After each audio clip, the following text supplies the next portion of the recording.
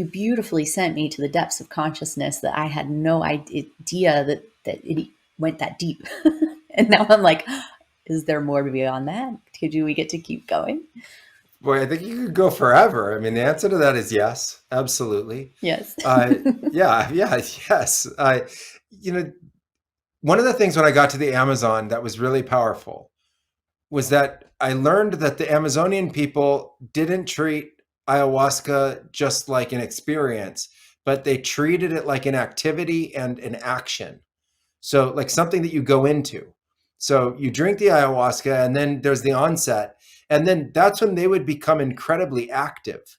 They'd be completely relaxed. They would be surrendered. They would be receiving, but they're really active in what they were doing. And then I understood that, wow, this isn't just a psychedelic trip. This is something that you get into, and with skills, you actually learn how to navigate. You learn how to move around. You learn how to have vision. You learn how to guide and direct the vision. You learn how to support the space. You learn how to set up the space for others. You learn how to open up gateways and portals to be able to travel through the visions themselves. You learn different Mm. realms. So there are the water realms, there's the earth realms, there's the astral realms, there's unending mythological realms that can look like, anything out of some like crazy sci-fi movie, all the way to, stuff that you would read in the book written by ancients from 5 or 10,000 years ago. There's Mm. all the different spaces in consciousness that you can hear about in terms of philosophy or technology or science. It's all in there. And once we get into that field, up until now, it was always explained to me as something that was truly infinite. And I've never found an end to that. It's been a constantly growing exploration. And through that activity, again, that's another way of gaining skills that ends up just becoming more and more helpful in how we continue to progress into that space.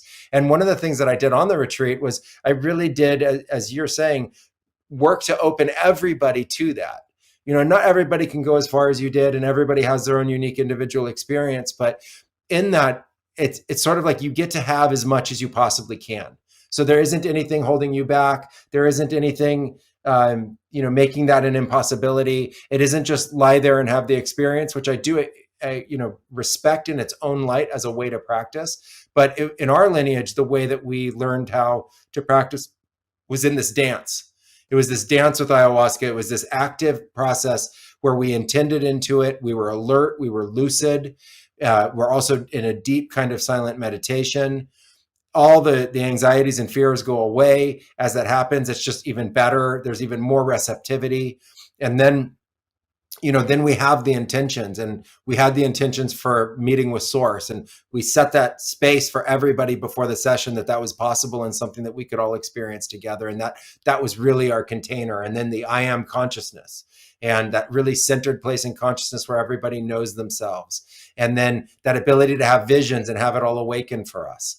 And so right there, if you combine the I am plus source plus the visions and the awakening, well, now we're starting to be able to get into that. And then you asked me directly about navigation and how do we navigate? And we talked about focal points and really focusing consciousness through the third eye and, the frontal part of our brain, and how we get that sort of pinpoint accuracy and that invocation that goes with it. And so, as you implement those skills, and we're in that space, which is just so giving and it's so loving, then, the activation happens, and you can have experiences like this. Most people aren't ready to go as deep as I love to go. And so what are some of those experiences like for people who are having, I don't know, shallower? At first, it's a capacity, and it's a willingness, Mm. right? So you have a very unique capacity to be able to have these really big experiences and actually deal with them, both physically, mentally, emotionally. And you like it, and you seek it, and you identify as a psychonaut, and you're willing to have hero doses of mushrooms and stuff like that, and actually gain from that experience. And lots of other people don't have that constitution and capacity, and they're a lot fragiler in that sense about those experiences, Mhm. or they become much more overwhelmed much quicker in those experiences. And so really it's about taking somebody to their limits, but not past it. When you take something past its limit, it breaks, right? If you stretch too hard Mhm. in yoga past your limit, you pull a ligament or you tear a muscle, you break. And if you push a crystal glass on its resonant frequency, it breaks. And so the idea is to not break somebody. So what we want to do is take everybody to their natural limit. And so the experiences that people have that are common in that is, well, they're going to experience the onset of ayahuasca, which can be intense. So everyone's going to have at least some kind of intensity. Like, you're going to have to breathe through it. You're going to have to relax yourself. You might feel a little lost. It might get a little turbulent mentally as it's starting to turn on. You might get doubts or fears.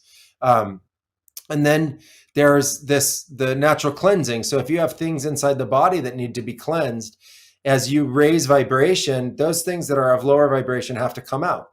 And so for some people, there's purging that goes along with that. But really, you can do it just through breath and relaxation, and more breath and relaxation and allowance. But a lot of people can't do that. And so it has to come out. Or they have toxins, chemical residues and stuff like that in their body Mm. that just also have to come out. But Mhm. you've already done a lot of that work, right? I mean, you can't Mhm. compare yourself with somebody who's doing this for like the first or second time, right? Of And course. so there's difference in that sense. So there's that. And then there's commonality that most people see geometric patterns and colors that are just phenomenal. Like, they're moving patterns. It's Mhm. kaleidoscopic. Um, they're incredibly beautiful. You could spend a whole night just in them and be really content with that. But then there's also the manifestation of these shapes and beings within it. And some people are communicative with them. Some people call them spirits. Some people call them entities. Some people just call them energies. They don't know exactly how to relate to them. But then there's, bi-directional communication. So you can communicate with them and they can communicate back to you. I mean, one of the guys on the retreat, you remember, he said he experienced physical transplants of his body. Like, he had a knee Mm. replacement, shoulder surgery, a heart transplant, and got new eyes all on the same night. So I was Ugh. asking for his physical healing, and that was his experience. And we're actually going to Mhm. get his results checked out with Western medical doctors and see how much transformation there was, how much of that was just pure vision versus how much has already manifested physically. And then, Mhm. can that physical manifestation actually now grow healing, can actually create healing? Like you were saying, that idea of creating, can he create now healing? Can he create regeneration? Right before, his body was creating disintegration. It was actually getting worse and worse. So have we actually flipped that? Have we inverted that? And is it now healing? We're going to look at that and see that that's possible in the sessions as well.